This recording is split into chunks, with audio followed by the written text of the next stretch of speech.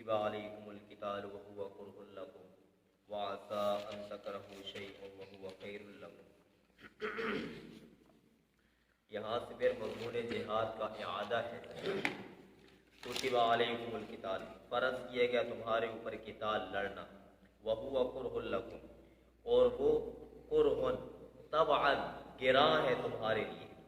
یہاں پر یہ طبعا کا لفظ ساتھ لگانا یہ ضروری ہے۔ عقلاً گراں سمجھنا یہ تو وہ شریعت کے دائرے سے نکلنے والی بات ہے۔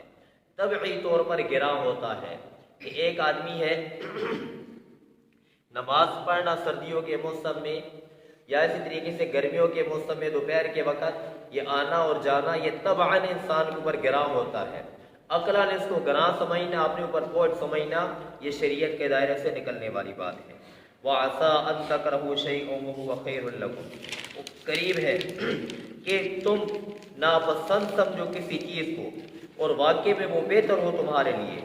اور پسند کرو تم کسی چیز کو اور واقع میں وہ باعث خرابی ہو تمہارے لیے۔ حقیقت حال کو اللہ جانتا ہے اور تم نہیں جانتے۔ یہ کتبہ کو جو لفظ ہے اللہ نے فرمایا جہاد تمہارے اوپر فرض کیا گیا۔ یہاں پر بات سمجھنے کی ہے، فرض دو قسم ہے، ایک ہے فرض کفایہ اور ایک ہے فرض عین۔ جہاد عمومی حالات کے اندر یہ فرض کفایہ ہے، ہاں لیکن اگر جب نفیر عام ہو جائے،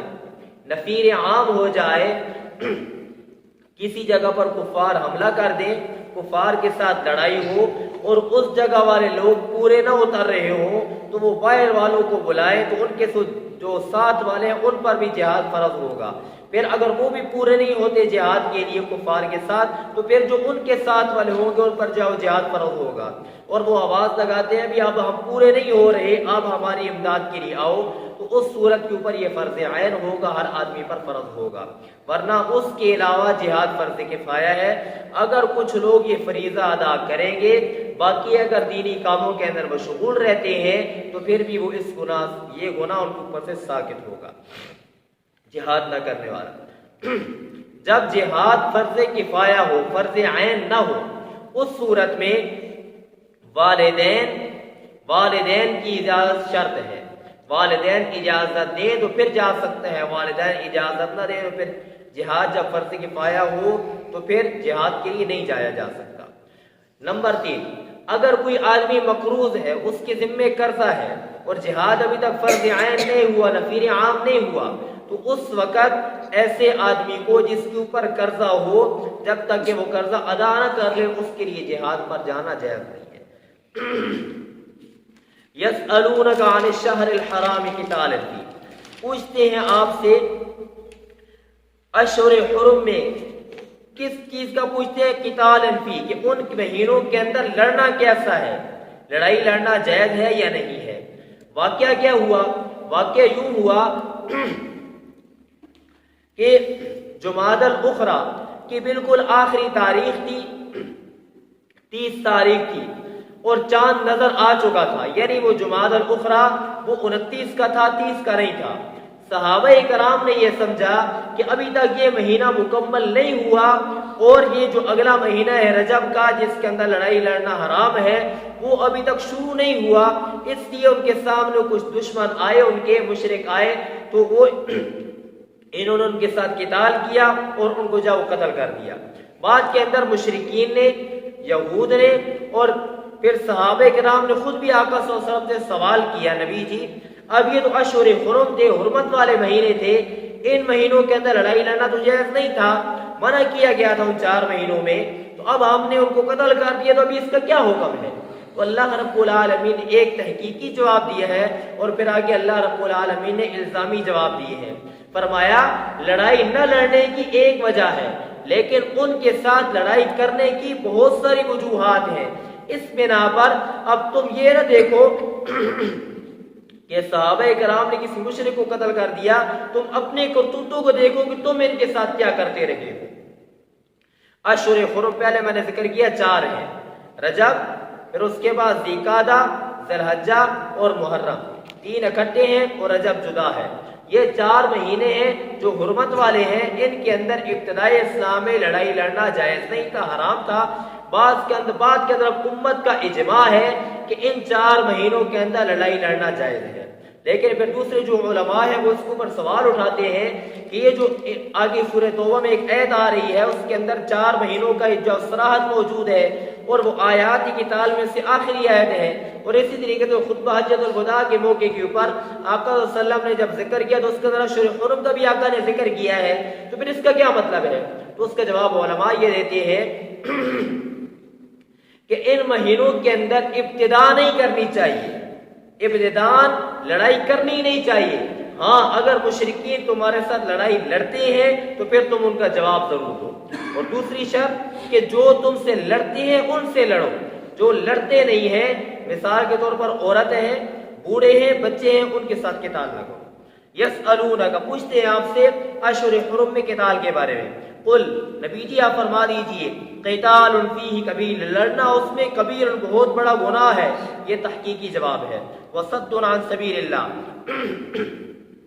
یہ الزامی جواب ہے، اور لڑائی ان کے ساتھ کرنے کی وجوہات اللہ ذکر فرما رہے ہیں، اور روکنا ان کا اللہ کی راہ سے، وکفر بہ اور خود بھی انکار کرنا اس کے ساتھ، روکتے بھی ہیں انکار بھی کرتے ہیں، والمسجد الحرام اور مسجد حرام سے ان کا روکنا، واخراج اہلہ اور ان کے اہل کا نکالنا، یہ تیسری علت ہے۔ اہل یعنی صحابہ اور پیارے پیغمبر صلی اللہ علیہ وسلم جو مسجد کے اہل تھے ان کو مسجد سے نکال دیا، من اس سے اکبر عند اللہ یہ بہت بڑا ہے اللہ کے ہاں، یہ بہت بڑا گناہ ہے، والفتنۃ اکبر من القتل یہ چوتھی وجہ ہے، اور شرک کرنا یہ قتل سے بھی بڑا گناہ ہے، ولا یزالون یقاتلونکم یہ ان کے ساتھ قتال کی 5ویں وجہ ہے۔ اللہ نے فرمایا ان کا تو بس نہیں چل رہا، اگر ان کا زور چلے تو پھر تو وہ تمہیں مار ڈالنے کے در پہ ہے، ولا یزالون یقاتلونکم اور ہمیشہ یقاتلونکم وہ لڑائی لڑیں گے تم سے، حتی یردوکم اس غرض سے، لڑائی لڑنے کی ان کی غرض کیا ہے؟ یہاں تک کہ وہ لوٹا دے تم کو تمہارے دین سے، ان استطاعوا اگر وہ طاقت رکھیں، وَمَن يَرْتَدِدْ مِنْكُمْ عَنْ دِينِهِ یہ آخرت کا اللہ ڈراوا دے رہے ہیں، تخویف اخروی آخرت کا اللہ ڈراوا دے رہے ہیں کہ اگر تم نے دین اسلام کو چھوڑ دیا، اگر تم مرتد ہو گئے تو پھر سن لو، وَمَن يَرْتَدِدْ مِنْكُمْ عَنْ دِينِهِ اور وہ شخص کہ جو پھر گیا تم میں سے اپنے دین سے، فَيَمُتْ بس وہ مر گیا، وَهُوَ كَافِرٌ اس حال میں کہ وہ کافر تھا، کفر کی حالت کے اندر پھر اس کا موت ہو گئی، فَأُولَٰئِكَ حَبِطَتْ أَعْمَالُهُمْ فِي الدُّنْيَا وَالْآخِرَةِ بس یہی وہ لوگ ہیں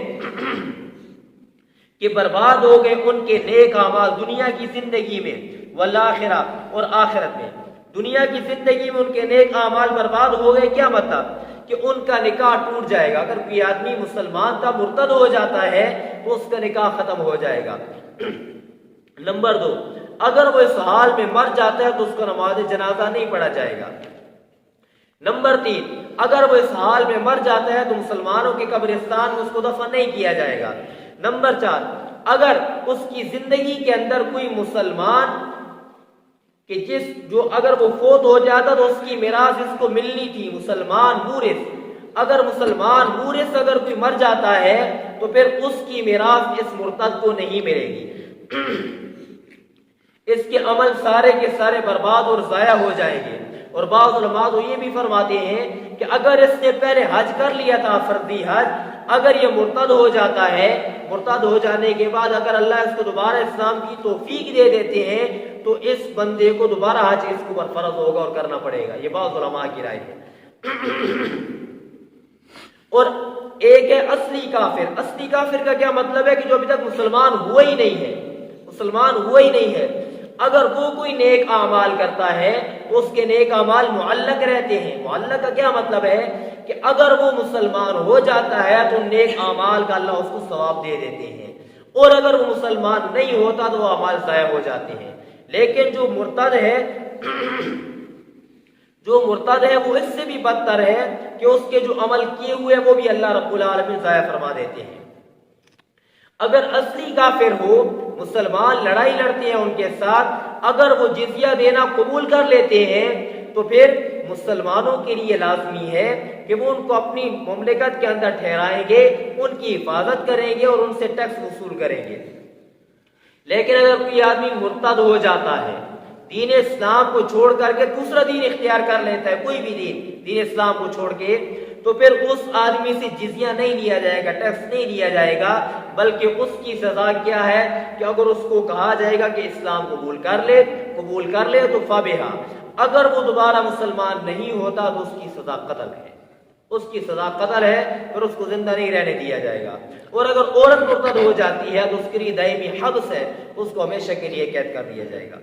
فَأُولَٰئِكَ حَبِطَتْ أَعْمَالُهُمْ فِي الدُّنْيَا وَالْآخِرَةِ وَأُولَٰئِكَ أَصْحَابُ النَّارِ، یہی لوگ ہیں آگ والے، وہ اس میں ہمیشہ رہیں گے۔ یہ آگے خوشخبری ہے، بے شک وہ لوگ جنہوں نے ایمان لایا، والذین ہاجروا، یہ قوت عملیہ اول ہے، اور وہ لوگ جنہوں نے ہجرت کی، وجاہدوا، اور انہوں نے جہاد کیا، فی سبیل اللہ، اللہ کے راہ میں، اولئک یرجون رحمت اللہ، یہی وہ لوگ ہیں کہ جو امید رکھتے ہیں اللہ کی رحمت کی، یعنی امید رکھیں، واللہ غفور الرحیم، اور اللہ رب العالمین بخشنے والے، رحم کرنے والے ہیں۔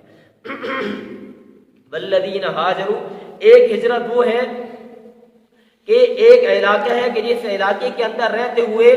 عمل کرنا دین پر مشکل ہے، اس جگہ کو چھوڑ کر دوسری جگہ ہجرت کرنا، اور ایک اور ہجرت جس کو آقا صلی اللہ علیہ وسلم نے فرمایا المہاجر من ہاجر الخطایا والذنوب، حقیقی مہاجر وہ ہے کہ جو گناہوں کو چھوڑ دے، اللہ کی نافرمانی